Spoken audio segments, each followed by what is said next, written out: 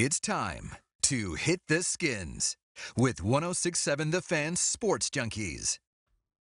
There we go. Starting to get fired up. Not really. It's only week 2 of the preseason. But I'm feigning some interest here, Cakes. Of course, the Skins take on the Packers Saturday night. 7:30 is the kickoff, correct? Correct, from FedEx. Packers last year were 10-6. They lost to the Falcons in the NFC Championship. I don't know how much we're going to see of their studs. I mean, if you're coaching Aaron Rodgers, how long do you expose him in a meaningless second preseason game? 2 to 3 series, tops. Right? Why would you even bother? So the Redskins, meanwhile, are dealing with their own injury issues. Jay Gruden took the podium yesterday, and he hit a variety of topics. And I believe one of the first things he talked about was the injury status of Josh Doctson. Josh Doctson and Sua Cravens. And I believe Doctson actually returned to practice. So what kind of injury updates do you have for us as far as Sua, Josh, all the walking wounded? Sua had a knee scope. Went well, and he will be, we're not going to guess how long it's going to be, but they just went in and cleaned it out a little bit. You know, once the swelling went down, they rechecked it and felt a little pain, so they just cleaned it up a little bit. The meniscus, he'll be fine. Obviously, Murphy had his ACL, MCL surgery. Bowen had his labrum surgery. And then Doctson went out and did some individual today, and he's getting better day to day. What do you expect for Doctson? What's the plan? Is there a chance for him Saturday, or are you guys not even looking at that? My plan is to listen to the trainers and Josh and find out when he can go full speed. Tomorrow we're going to try to see how much more he can do. And then we'll make a certain decision on Saturday whether or not we can put him in there or not. I think he hates Josh Doctson. Well, he just wants to He's see him just play. frustrated. He's tired of talking about him. But again, as sick of it as he is, you expose from a little hamstring tug in preseason game, right?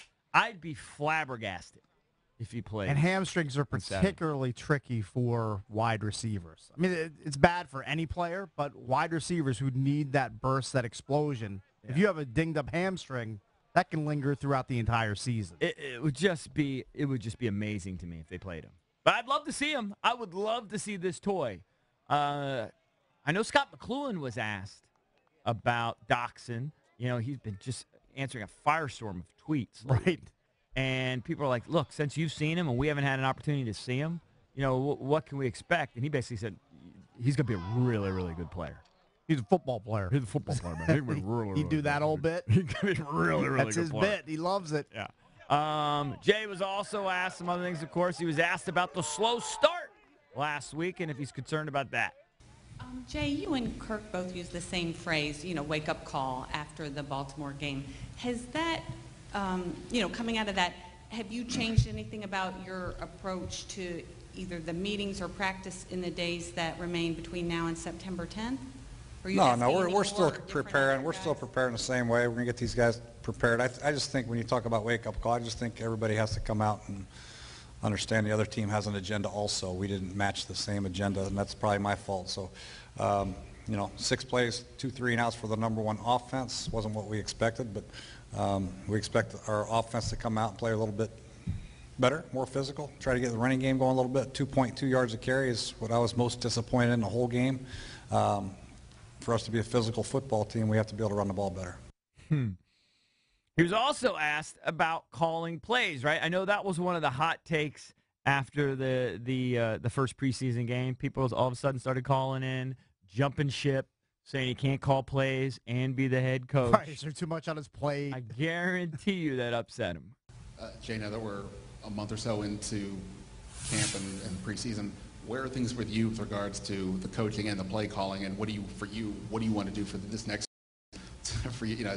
You're the next evolution of this.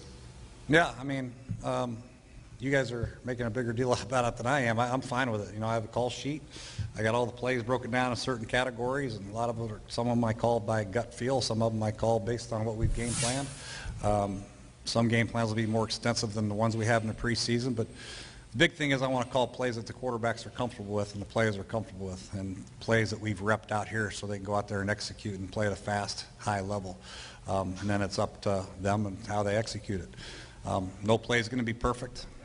We're not going to get somebody wide open every play. The holes aren't going to be gaping on every play, but it's a matter of guys making plays off schedule perhaps, or running through a tackle, or beating man-to-man coverage or what have you. So that's, at the end of the day, what I want to see.